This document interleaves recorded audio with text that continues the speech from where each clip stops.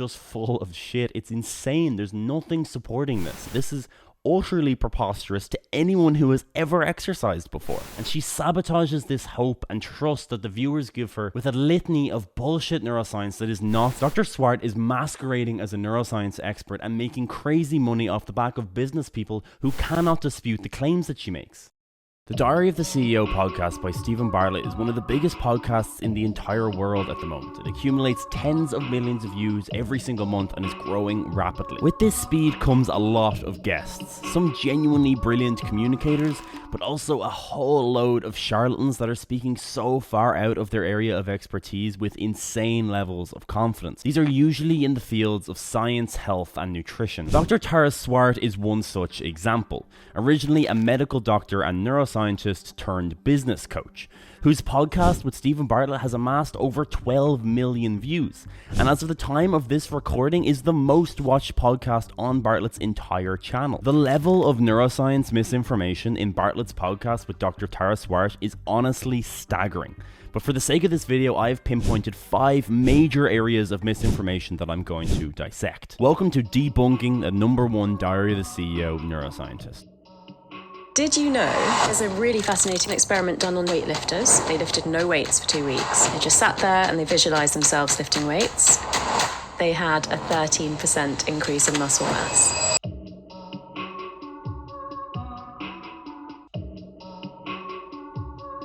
It's never a good sign when you don't even have to get into the podcast before the first major piece of misinformation.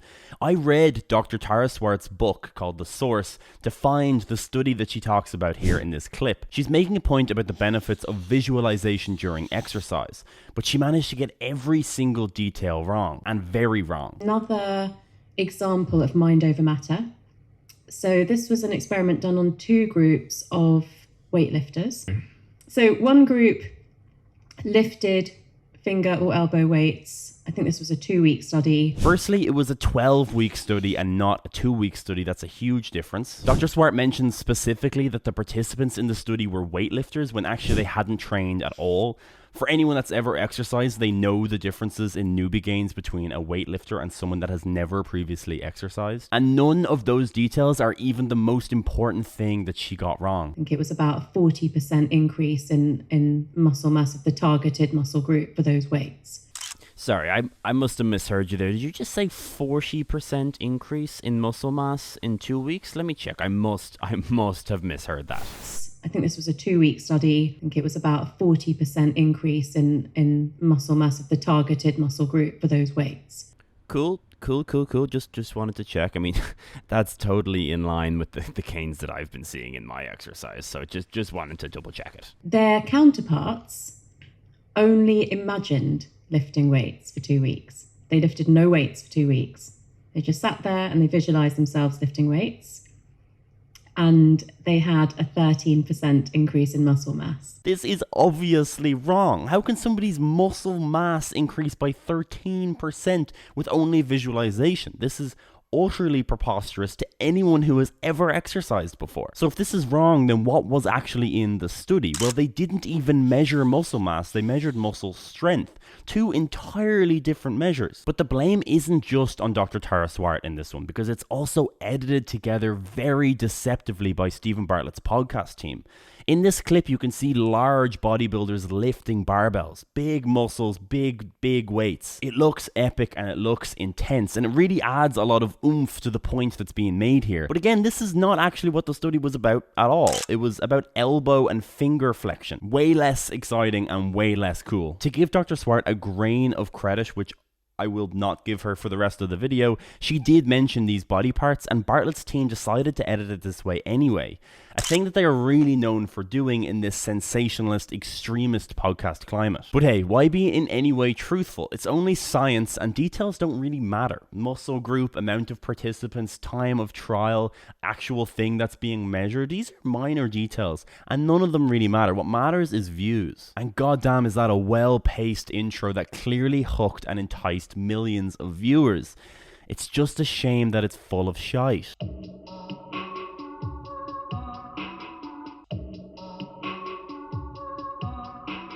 This podcast is seeping with so much misinformation, you don't even have to click into the episode before a major inaccurate claim is made. Always look into someone's left eye. A brilliant thumbnail, clearly enticing millions, including me, to click. But let's explore it. I'm already using a certain form of eye contact with you to create emotional resonance. Uh-oh. What have you done to We're me? going to get sidetracked. Do you want to go back to the hormone? What kind of eye contact are you using with me? Tell me. So basically... We'll go back to the hormone thing. We'll park that. We'll park that. It's related. Okay. So when a baby is born, one of the ways that it learns what emotion the mum's experiencing, how it understands its own emotions, everything that grows over childhood and teenage into, pro-social behavior, starts off mostly with eye contact with the mum. So at first they can hardly see anything. They can just kind of see two blobs, and then they start to understand more about like micro facial expression changes and stuff. But eye contact with the mum is hugely important. So most people are right-handed. So they'll be holding their baby in their left arm so they can still use their dominant hand to do stuff. And that means that when you gaze at your baby, your right eye is looking into their left eye. And then that interaction that from the optic nerve is going around the brain. It's impacting the amygdala where emotions come from, and it's creating this emotional resonance loop that's part of how the mother and the baby bond. You will notice an important aspect of Tara Swart's grift is throwing in fancy science jargon that doesn't really mean anything, like emotional resonance loop. Makes her seem like an expert, like she's talking about well-researched and defined and agreed upon phenomena, but as we will see, she's literally just making this up. So that right eye to left eye contact is the most bonding eye contact that you can have with someone. Now, you could say, oh, but my mum was left-handed, or you could be left-handed. But, if I'm taking a chance on trying to build that bond with someone, that's the statistically most likely one to create good resonance between you. We have to be more skeptical of extraordinary claims like this. When we have some vague science-sounding words and then some incredible conclusion that's groundbreaking, life-changing, but no one else has ever spoken about, read about, or heard anywhere else, I mean, it's a bit of a red flag. I mean, I was shocked because I've completed a neuroscience degree, I read about neuroscience and psychology all the time, and I had never heard of this very basic trick of simply just looking into someone's left eye, and then you can form a stronger relationship with them. Blew my mind. I figured there had to be some direct peer-reviewed data which supported this statement. I mean, she couldn't have just made it up. So I dug, and I dug, but nothing, and I mean nothing. There is no peer-reviewed data about this innate left eye bonding reflex that Dr. Swart talks about. Across PubMed, Science Open, and Base, there's just simply no peer-reviewed data which supports Dr. Swart's statement. If you Google left eye bonding reflex, it's literally only Dr. Swart talking about this, which is really never a good sign. If someone has a silver bullet or a potion that solves a huge issue, surely multiple people would be speaking about it if it had a single grain of truth. The point is that it doesn't. It's completely made up. From the optic nerve is going around the brain. It's impacting the amygdala where emotions come from. These sorts of claims tell me that Dr. Tara Swart has not been a legitimate neuroscientist or medical doctor in a very long time, because this is very outdated information that is not at all followed in neuroscience today. Lisa Feldman-Barrett is basically the world's foremost expert on the neuroscience of emotions, and she disputes that there is any brain region that can be called the emotion region. After being tasked to study over 10,000 brain scans with the goal of finding this unicorn, this golden emotional region in the brain, nothing was found. In fact, they found no underlying neural patterns to emotions at all. Not a specific region, not a specific hemisphere, not a specific circuit, nothing. But what really annoyed me about this clip is that even if all of these statements were true, this is just not how science works. We don't just connect dots between vaguely correct sentences and then manufacture a conclusion. That's what business people do.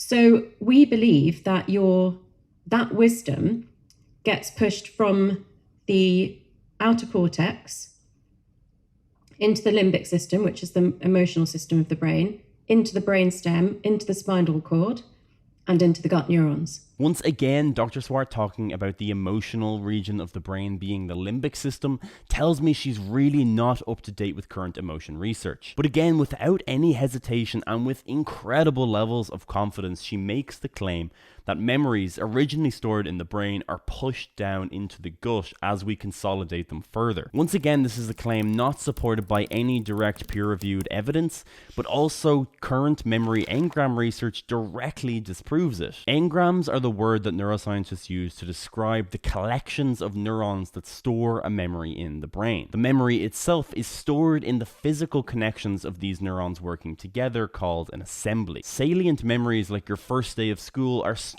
across different brain regions, each encoding a particular element of that memory. They all link up together to form what we call the engram. The specific neurons that process the memory when they are initially encoded actually still store that memory today. And the reason we know that they don't get pushed further down into our gut is that we can stimulate those neurons at a later date and they still recall the memory. So again, Dr. Swart is just making stuff up. There's no evidence that a memory has ever been consolidated or encoded in the gut. She repeats this sentiment of borrowing from evolution and ancient wisdom to draw scientific conclusions. Her broader idea is that we should trust the gut instinct because those are the most consolidated and important ideas. But entire research papers have been written up to show that the gut instinct is a complete misnomer. It's not grounded in science at all. Kind of like Dr. Tara Swart. BDNF, or brain-derived neurotrophic factor. And trophic means growth, so neurotrophic is growth of neurons. And the things that contribute mostly to that are aerobic exercise and eating dark-skinned foods.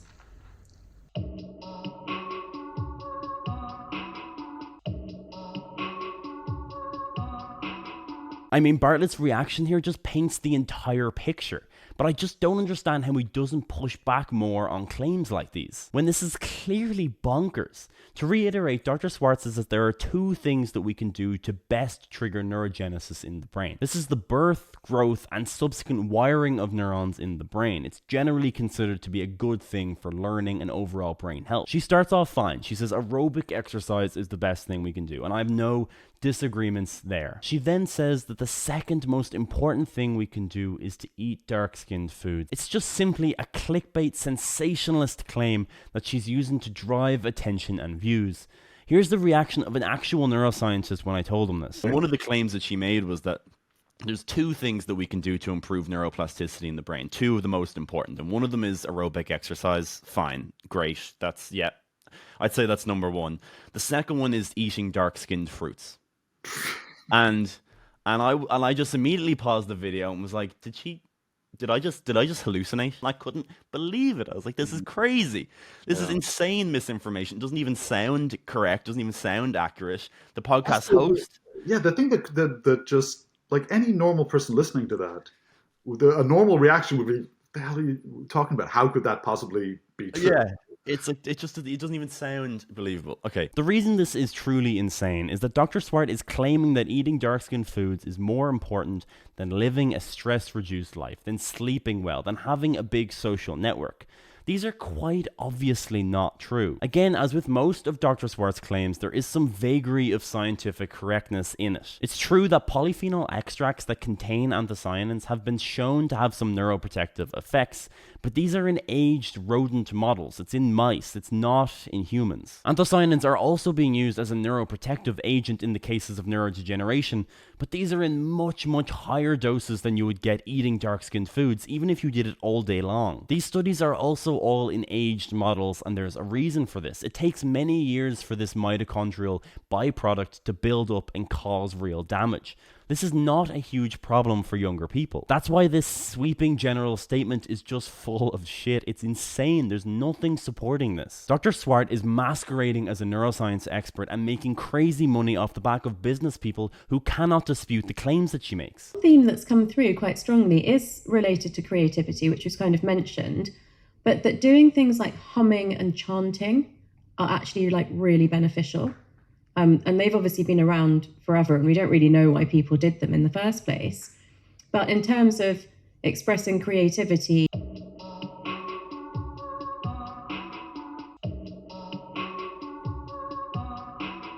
Again, she leans on the ancient wisdom and our evolutionary past to say that we've been humming and chanting for a very long time, and hence it must have a beneficial effect for us. This is an evolutionary fallacy. She cites Ayurveda as a source, which is 3,000-year-old Indian medicine, which is known to just be completely full of pseudoscience. And that's just not me saying it, it's literally in their Wikipedia bio. There are some claims to be made that humming and chanting activates the vagus nerve, which stimulates our parasympathetic nervous system and calms our stress. Stress is a killer of creativity, and then hence you could make that logical claim, but that isn't the claim that she is making. But also humming like at the back of your throat, humming like between your lips. So like, oh, it's such basic stuff. I mean, you can do that on the tube, you know. You can just move your lips on the tube and become more creative. It's just not how neuroscience works. It wouldn't be beneficial for the brain to work that way. I just think there's a huge issue with someone coming onto a podcast with this bag of tricks for life, where it takes so little energy to do and then you're promised such a huge reward. But nobody has ever heard of these bag of tricks before. There's no articles, there's no data, there's no research, there's no science. It makes her seem like she's an expert that just oozes wisdom. Dr. Swart speaks with such confidence and charisma. She's incredibly well articulated and speaks positively about the changes that people can make in their own lives. And she sabotages this hope and trust that the viewers give her with a litany of bullshit neuroscience that is not supported with any real data. It might seem harmless, but I really don't think it is. People really struggle in their everyday lives, and when they see a hopeful solution that they can actually achieve, this creates expectation. When expectation doesn't match results because there's no science that actually backs any of the protocols or hacks that she espouses, people can get really down on themselves. They might think that the problem is them. It doesn't help to dangle all of these batshit solutions in front of people and make them feel bad when they don't work.